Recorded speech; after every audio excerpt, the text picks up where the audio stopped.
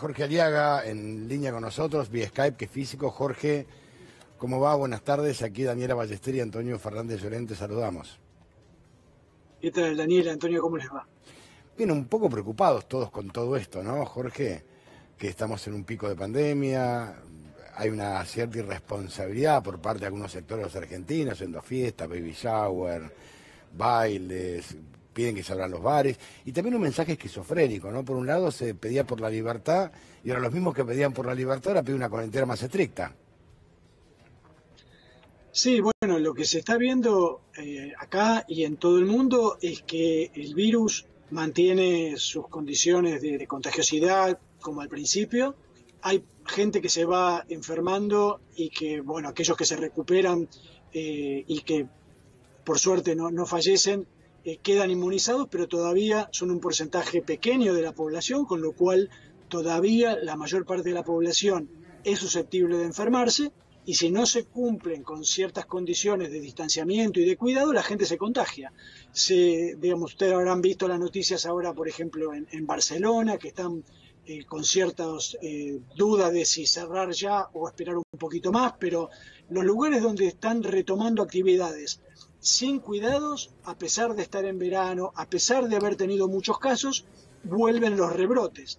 Es decir, que digamos, no hay realmente una situación que sea la solución, por lo menos por ahora, hasta que no haya una vacuna. Lo que sí se está viendo, afortunadamente, es que van mejorando día a día los tratamientos y por lo tanto hay más posibilidades de que las personas tengan un cuadro más leve y haya menos fallecidos, pero solamente eso.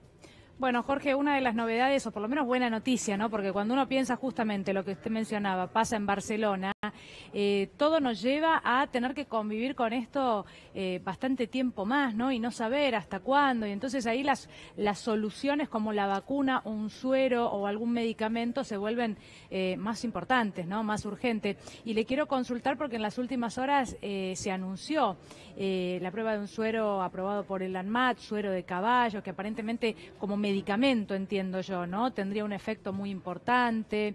¿Le parece que es por ahí, que ese es el camino? Me refiero a vacuna, a medicamento, además del aislamiento. Sí, no, por eso yo creo que el aislamiento es solo cuando la medida que podemos tener a mano sin mucho costo cuando no tenemos otra cosa. Y cada vez que nosotros hacemos esas medidas de aislamiento, lo que estamos logrando es darle más días a la ciencia para que encuentre la solución, claro, ya sea una vacuna o ya sea un mejor tratamiento.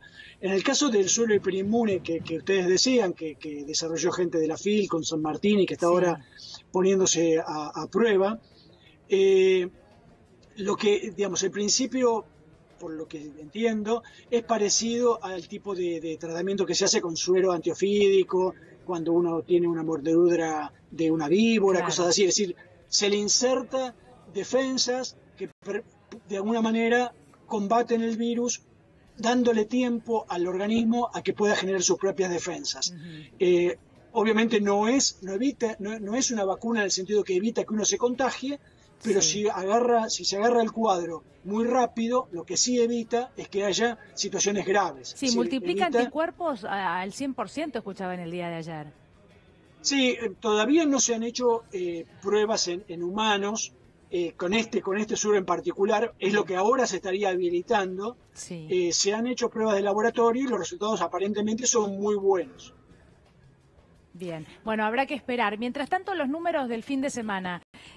Bueno, tuvimos la última cifra de ayer en 4.100 casos, ¿no? Un poquito más. Pero sí, habíamos superado los 6.000 y lo que algunos especialistas decían es, bueno, el tema es que no se mantenga este número, ¿no? De 6.000, de 5.000, o que vuelva a bajar el número de camas de terapia intensiva. Sabemos que también se redujo un poquitito porque hubo una alta, evidentemente, de muchas personas, pero ¿le parece que es preocupante aún este número de 4.100? A ver, las desocupaciones de camas de terapia lamentablemente ocurren por dos razones. Sí. Ya sea porque hay gente que se recupera o porque hay gente que fallece y también le libera una cama. De hecho, ustedes recuerden que a principios de la semana pasada estuvimos muy preocupados porque había subido mucho la cantidad de fallecidos. Sí. Entonces, eso también tiene que ver con el tema de la variación de ocupación de camas. Pero la ciudad de Buenos Aires agregó unas camas, Jorge, perdón, agrego esto porque yo lo leo como algo positivo también, porque la ciudad justamente en la última semana agregó una cantidad de camas de terapia intensiva. Sí. Es cierto, se están ocupando cada vez más camas. De hecho, si uno mira el número de camas que se ocupan a nivel país, ese número nunca baja. Claro, sube. Lo que sí es cierto es que se están haciendo esfuerzos para aumentar la cantidad de camas, en particular en el AMBA. Hay lugares que realmente es preocupante porque son lugares que no tienen tantos casos, pero tampoco tienen tantas camas disponibles. Entonces, por ejemplo, Jujuy, ahí se pueden generar problemas. Yo creo que no hay que tomarse de un día, de un dato de un día. Yo no me guiaría ni por el 6.000 del lunes pasado o el martes, ni por el 4.000 de ayer. Sí. El promedio lo que da es que refleja que en los primeros 10 días de julio en el AMBA hubo una baja en el crecimiento de los contagios, no en la cantidad de contagios, sino que va más lento. Y en el resto del país siguió subiendo normalmente. Y a partir del 15 más o menos de julio se vuelve a ver un crecimiento de nuevo en el AMBA porque empezó a haber más movilidad de las personas. Es decir, hasta ahora lo que vemos es que los casos suben o bajan siempre con 10, 15 días de demora en función de si la gente se mueve más o se mueve menos. Ahora, Jorge, también hay una realidad, ¿no? Debe ser muy difícil aconsejar al presidente envolver una cuarentena estricta teniendo en cuenta que estuvimos tanto tiempo encerrados, ¿no? Está claro que las decisiones ya desde hace por lo menos un mes no se toman solamente por un tema de la evolución de la epidemia, sino que entran un montón de factores en juego que tienen que ver, como ustedes decían, con la situación económica, la situación de ánimo de la gente de poder seguir manteniendo una cuarentena estricta, y obviamente lo que se hace, se ponderan todos esos efectos. Lo único lo que yo creo que no es correcto es decirle a la gente que, tener en cuenta condiciones económicas o condiciones de cansancio de la gente no van a tener consecuencias en el aumento de casos. En todo caso, habrá que convivir con el aumento de casos y eso es lo que se decide. Yo a veces decía que hubiera sido bueno que nos digan la verdad, ¿no? O sea, que encaren y digan, efectivamente, el problema es el hartazgo, el cansancio, los casos van a seguir, la responsabilidad es nuestra, es de los ciudadanos, el Estado no puede ser permanentemente un Estado militar, policíaco, por ende hay que apelar a la responsabilidad propia, pero decirlo así con todas las letras, ¿no? Es que yo honestamente, no creo que haya una razón así, digamos, ni biológica, ni de modelado matemático, ni nada, para que los casos solo bajen, solo en el sentido de que de por sí bajen, independientemente de lo que hagan las personas. Eso no se ha visto en ningún lugar del mundo, y repito, vean ahora Europa. Cuando la gente se relaja, vuelven a aparecer los casos. Tenemos ahora subas en España, tenemos subas en Italia menos fuerte, en Francia, en Suiza. Hay subas. Israel tiene un segundo brote enorme, mucho más grande que el primero. Es decir, depende más que nada de las personas, de lo que estén dispuestas a hacer. Claro, el cuidado de cada uno. O sea, cuando uno... Yo veía en un bar el Día del Amigo en Córdoba, se reunían, era por 1 hora, hora y media, 2 horas. De todas maneras, cuando uno empieza a tomar, se abrazaban, y uno nota que ahí es cuando se relaja demasiado y es cuando vuelve el brote y con mucha más fuerza. Es que justamente se confía a la gente porque no tiene demasiados casos locales, lo cual es cierto. Si uno no tiene casos, prácticamente no tiene peligro de contagiarse. El problema es que, como además hay vinculación, en particular ustedes vieron que los casos de Córdoba, que ahora está bastante complicado de parar en Córdoba, en Mendoza, en Rosario, rebrotaron muchos casos.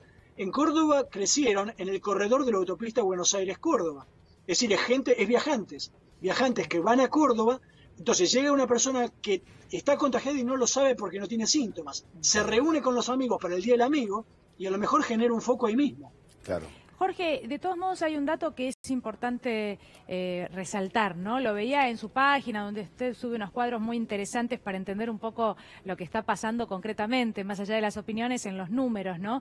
Y tiene que ver con un dato de recuperados, porque generalmente se lee ese número cuando se habla de las víctimas fatales, pero usted indicaba que de las personas contagiadas hasta el momento el 44% ya se ha recuperado. Es aproximadamente la mitad.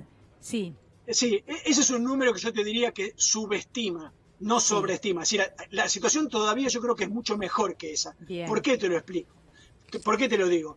Porque lo que ahí se está informando es la gente que fue dado de alta formalmente, claro, que ahora es un poquito más ágil porque los que tienen cuadro leve se le da de alta después de 14 días de síntomas en forma automática. Pero lo que pasa es que cuando vos tenés una situación donde los casos van creciendo, los casos que se sumaron en los últimos días son mucho más que los casos que tenías hace 15, 20 claro, días, que son los que se están recuperando ahora.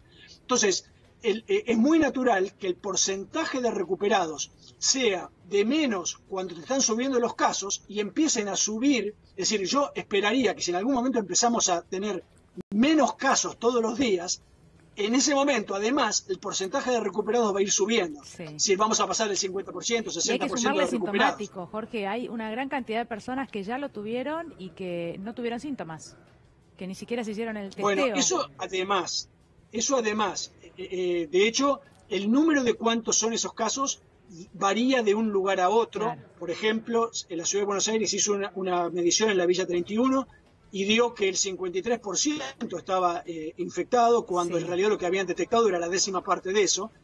Yo creo que eso no es extrapolable al resto, por ejemplo, de la Ciudad de Buenos Aires, porque las condiciones de vida son muy distintas, pero en todos lados se estima que más o menos hay, digamos, uno detecta 1 de cada 5 casos reales. Es decir, que efectivamente sí, los casos leves son muchos. El otro día, hablando con Alberto Kornit, que es un gran científico, él lo que nos explicaba era que en realidad es como que hubiera dos enfermedades. Una que tiene que ver con lo que hace realmente el virus, que es una enfermedad relativamente leve y que no es muy grave, que es la parte de síntomas del dolor de garganta, sí, de un poco de fiebre. Y después hay otro cuadro sería, que es cuando se despierta el sistema inmune y genera toda esta especie de reacción como especie de alérgica, esos son los cuadros realmente graves. Entonces, bueno, convivimos con estas dos casos. Hay personas que solo transcurren la enfermedad leve y no les pasa nada, prácticamente ni se dan cuenta, y hay algunos pocos que tienen estos cuadros tan graves, claro, y tienen que ver con esta otra situación del sistema inmune. Jorge, la última pregunta que le hacemos es el tema de la vacuna. Se habla que hay una muy buena, que es la de Oxford, creo que es. ¿Usted cree que ya, digamos, hacia fines de año, podría llegar a la Argentina? Yo no creo. Creo que para fin de año puede ser que haya una vacuna validada, es decir, que esté aceptada, que funciona, porque tengan claro que para poder comprobar hay que hacer un experimento que es difícil, y por eso se hace en lugares donde hay circulación viral, como en Brasil o acá, porque uno tiene que dejar a un grupo de gente que se exponga a ser contagiada, claro, pero solo vacunar una parte de esas personas, y después ver si a las personas que se le vacunó no se enfermaron, y si las personas que se vacunó no se enfermaron, y a las que no se vacunó sí se enfermaron, para ver si hay diferencias significativas. Eso lleva tiempo, lleva un par de meses solo hacer ese experimento, que es lo que están empezando a hacer ahora. Ahora, una vez que eso esté terminado, después hay que escalar la producción a centenares de millones de dosis. Y eso miles de millones. Miles de millones. Sí, bueno, por lo pronto centenares de millones. Claro. Para empezar, por lo menos con los más con la gente que está más expuesta, la más crítica. Por supuesto, después hay que llegar a miles. Eso va a llevar mucho tiempo. Se calcula que para tener inmunizada buena parte de la población no es menos de 1 o 2 años. Pero a lo mejor se puede empezar a principios del año que viene a inmunizar al personal de salud, que es el que está más expuesto, y a las personas con más condición crítica. Jorge, muchas gracias por haber hablado con nosotros. Gracias. No, por favor, un abrazo, gracias. Gracias.